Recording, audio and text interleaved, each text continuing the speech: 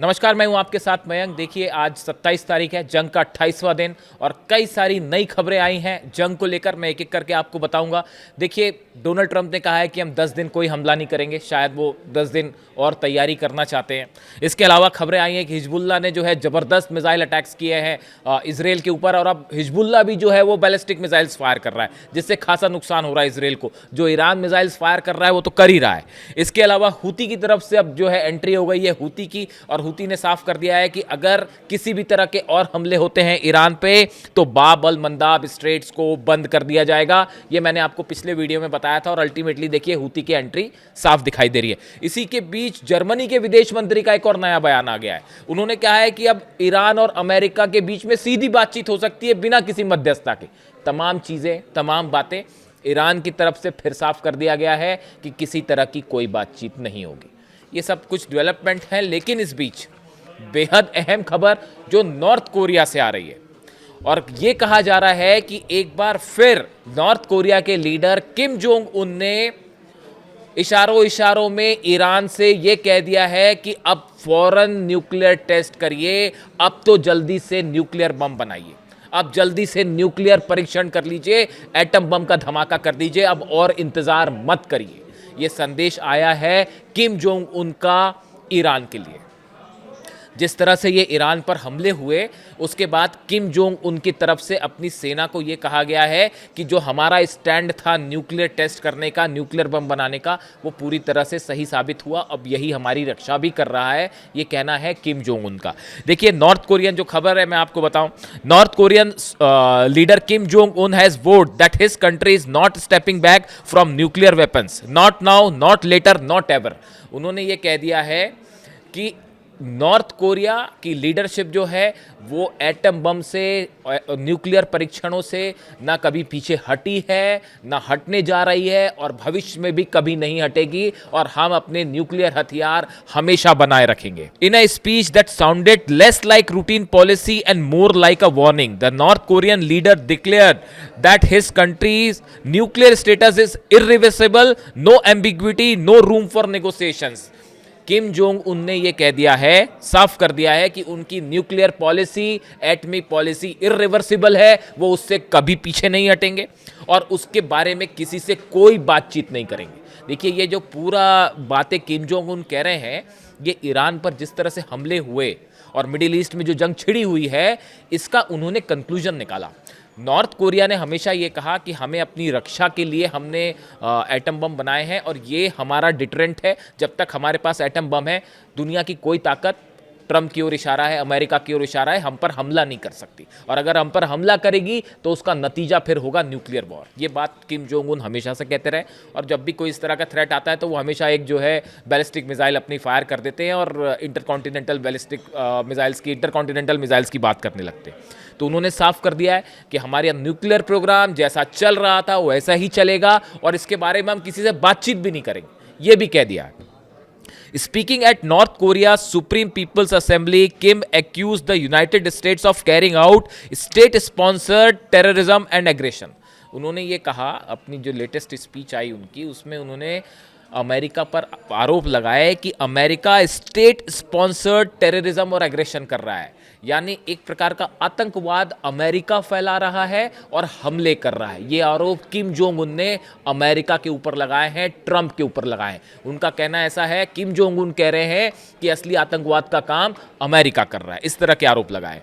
दो he did not directly name Iran, his remarks suggest that the situation in the Middle East reinforces Pyongyang's believe that the nuclear weapons are essential for national security and to deter foreign intervention. देखिए, उन्होंने सीधा सीधा Iran का नाम नहीं लिया, लेकिन उन्होंने इस पूरे क्राइसिस को एड्रेस करते हुए कहा कि हमारी ये बिलीफ बिल्कुल सही है कि एटम बम जब तक हमारे पास रहेगा तब तक हमारी राष्ट्रीय सुरक्षा मजबूत रहेगी। ये नए फैसले किम जोंग उन के, उन्होंने अपनी सेना को आदेश दिया है, अपने साइंटिस्ट को आदेश दिया है कि जो एटॉमिक कार्यक्रम चल रहा है उसको और तेज़ी से आगे बढ़ाया जाए, और अपनी सुरक्षा के लिए सब इंतजाम किए जाए, न सिर्फ एटम बम की दिशा में बल्कि लॉन्ग रेंज जो मिसाइल्स हैं उस कार्यक्रम को भी अपनी सुरक्षा के लिए नॉर्थ कोरिया आगे बढ़ाता रहे। और इसी तरह का संदेश वो ईरान को भी दे रहे हैं कि अब और वक्त मत गवाइए, फौरन एटमी परीक्षण करिए। अब ये ईरान की पॉलिसी क्या होगी, ये ईरान की सिक्योरिटी काउंसिल क्या फैसला लेती है, उस पर डिपेंड करता है। लेकिन आज इस खबर को लेने का एक बड़ा वजह भी है। देखिए, एक नया बयान आया है जो कई मीडिया में है, सुर्खियों में है। मोहम्मद जवाद लारिजानी, ये लारिजानी साहब जो शहीद हुए उनके भाई हैं, इनकी तरफ से एक बयान आया है।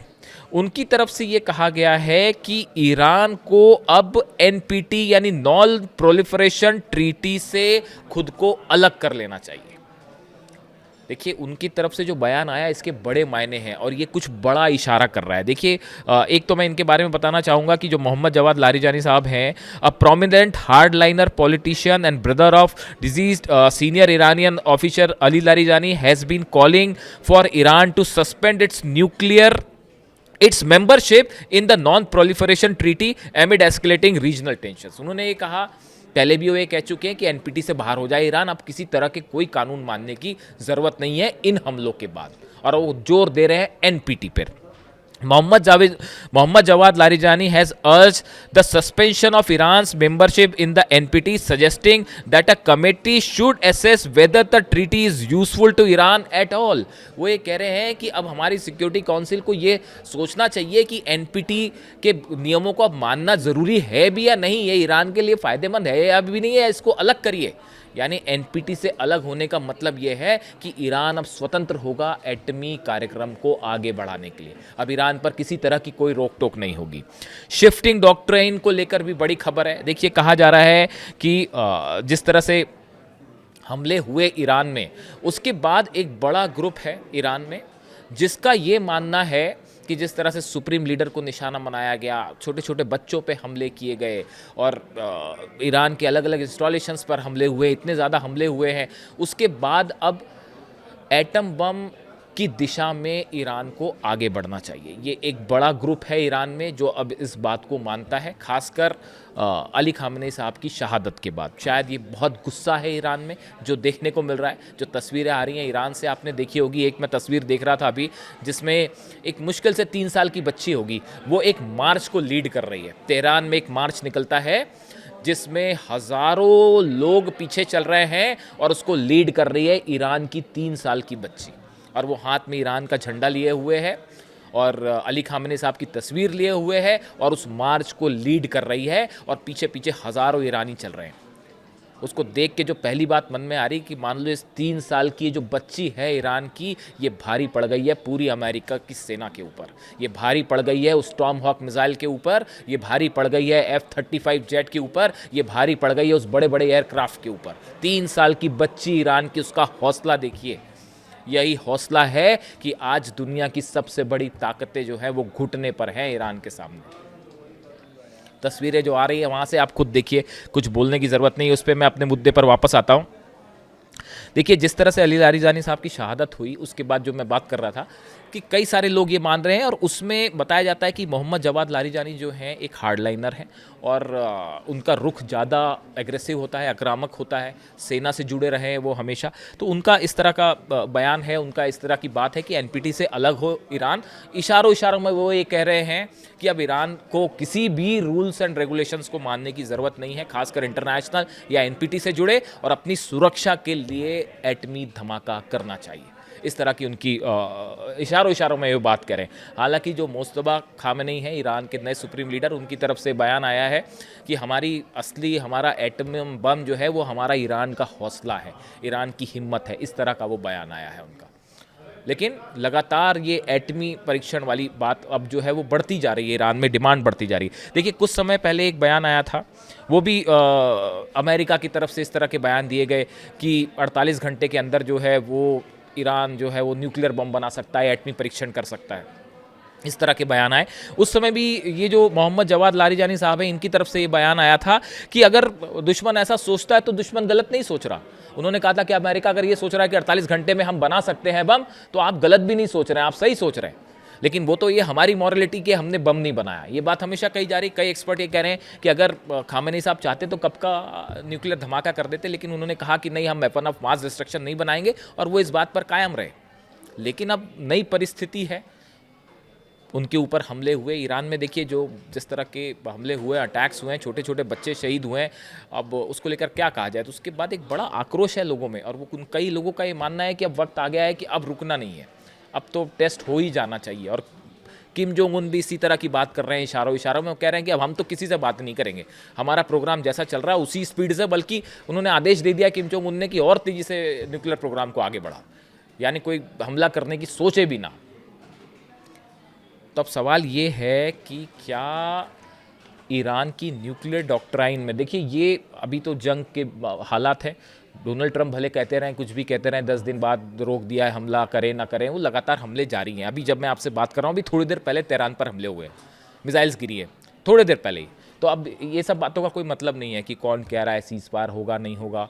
इसी बीच में एक बड़ी बात और करना चाह रहा हूँ, अगली वीडियो में मैं इस पर बात करूँगा। जो ईरान के बॉर्डर्स हैं उन पर ख़ास नज़र रखने की ज़रूरत है, चाहे वो कुवैत से जुड़ा हो, चाहे वो इराक से जुड़ा हो, चाहे वो अफ़गानिस्तान से जुड़ा हो या पाकिस्तान से जुड़ा हो। ईरान के जो बॉर्डर्स हैं उस पर काफ़ी हलचल है। अब मैं क्या कहना चाहता हूँ वो अगले वीडियो में बताऊँगा, बाकी आप खुद समझदार हैं कि कहाँ कहाँ से ईरान पर कहाँ कहाँ से हमले हो सकते हैं।